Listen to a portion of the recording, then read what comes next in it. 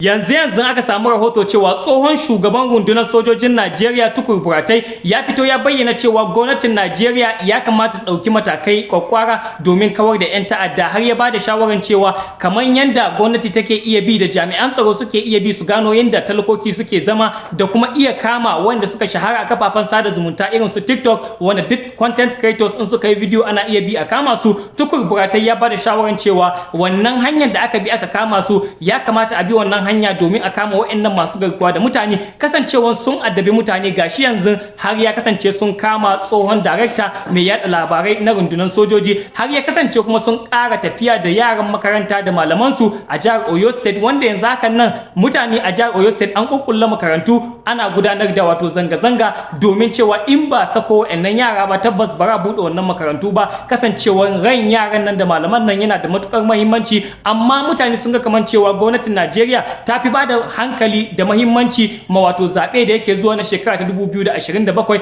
a yayin da ake zargin Bola Ahmed Tinubu kasancewan babu wani yunkuri da yake yi domin ya kawar da wannan ta'addanci ko kuma ya yi ƙoƙarin fito da yaran nan. Hankalin shi ya karkata ne a yayin da ta wani hanya zai bi ya lashe zaɓe. Shi dai tsohon rundunar sojojin Najeriya wato Tukur Buratai ya ƙara bada shawaran cewa ya kamata a kyautata ma sojojin Najeriya da sauran jami'ai a yayin da za a ba su wato salari mai kyau da kuma ba su matsuguni gunda zai kasance suna kwana, kuma da ba su kayan aiki da ƙara musu ƙwarin gwiwa da ba su horo akai domin kasancewan kowane section na wato rundunar jami'an sojoji da sauran jami'o'i akwai wato hukumomi department wanda sun kasance an horas da su a gefen yaƙi. Ya kamata a goya musu baya, a ba su kayan aiki domin za su iya kawar da wayannan 'yan ta'adda a cikin awa 24. Amma sai dai mutane sun zargi wato tsohon shugaban sojojin Najeriya Tukur Buratai kasancewan a lokacin shi ne aka fara wato da hare da aka kai na wato Boko Haram, wanda mutane suke ganin cewa da a lokacin da yake wannan matsayin ya kamata a ce ya bi wannan siga domin ya kawar da ta'addanci, ya yi amfani da sojojin shi. Amma kasancewan yanzu haka ba shi a wannan kujera, yanzu kuma yana tuhuman sabon wato shugaban sojoji cewa ya bi wannan hanya, wanda shi ma ake ganin cewa da ya bi wannan hanya tun a wannan lokaci da a yanzu haka lamarin tsaro da an ga an shawo kan shi. Shin kuna ganin cewa Tukur Buratai ya kamata a ce ya fito ya bada shawara cewa ga yanda za a yi a kawo matsalan karshen tsaro,